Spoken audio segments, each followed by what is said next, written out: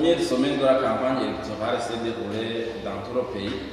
et les politiques ont battu campagne selon les programmes sous la protection de la police avec ses partenaires en cas de besoin.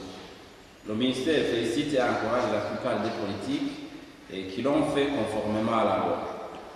Toutefois, le ministère déplore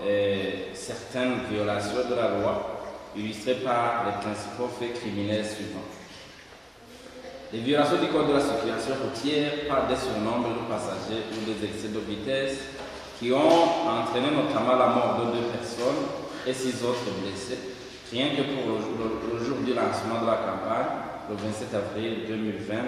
malgré les avertissements du ministère et de la police nationale. Des propos appelant à la violence tenus 2 fois par le président du parti CNL, en même temps candidat de son parti, à Moulemera en province d'Ongozi et en province de Kayanza. Des propos injurieux et mensongers, attentatoires à l'honneur des adversaires, tenus par les militants du même parti, notamment à Bugendana en province de Gitega, à Mugomomanga et à Mubimbi dans la province de Bujumbura. Ce traditionnel discours de violence, divisionniste et de la haine, véhiculé par son parti contre son adversaire, le CNDD-FDD et ses alliés, entretenu depuis longtemps, avant même le début de cette campagne, et matérialisé notamment par la saisie des armes à feu entre les mains de certains responsables et membres de son parti dans plusieurs localités du pays. Et ce discours a déjà abouti à la commission de crimes et à l'arrestation de plusieurs de leurs auteurs présumés, aujourd'hui entre les mains de la justice pour qu'ils répondent de leurs actes criminels. Les tentatives de fraude électorale perpétrées par des membres du parti CNL, constatées notamment sur les collines de Nyabisaka, commune Mutaro, et de la province de Gitega, le 1er mai 2020, sur la colline Nyakibande de la commune Isare, en province de Bujumbura,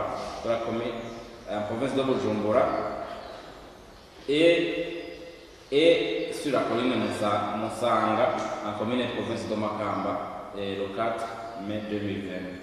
Des lésions corporelles volontaires ou enlèvements perpétrés surtout par des membres du parti CNL contre ceux du parti CNDD-FDD, notamment à Moulemera, le 27 avril 2020, à Butaganzwa et Kirundo, en province de Kayanza et Kirundo, le 30 avril 2020, à Nyamarobe et Kiremba, en province d'Ongozi, le 1er mai, et à Masanganzira, en Ngozi, le 3 mai, à Kinyonga Gahombo, le 3 mai,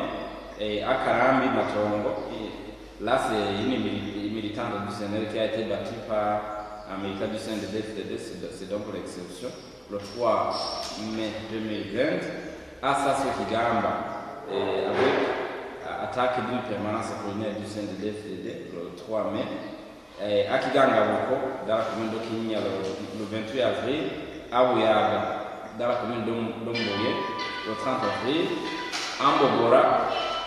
et à Nyabiha, commune de Nyabihanga, avec enlèvement du chef collinaire du parti CNL sur la colline Ouyaga, c'était le 4 mai, et ici c'est une deuxième exception. Là, c'est la victime, c'est un membre du parti CNL,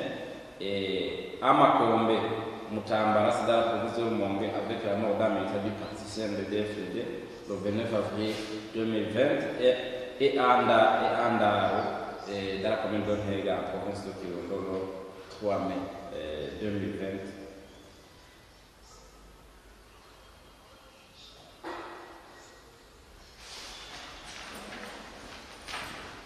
Je pense qu'il faut ajouter. Et pour cette première semaine de campagne, ces lésions perpétrées par des membres du parti CNL et encouragées par leurs leaders et candidats ont causé 2 morts et 18 blessés parmi les membres du parti CNDD-FDD, avec un militant enlevé et 8 blessés parmi les membres du parti CNL. Et la police a déjà appréhendé 64 auteurs présumés qui sont sous enquête.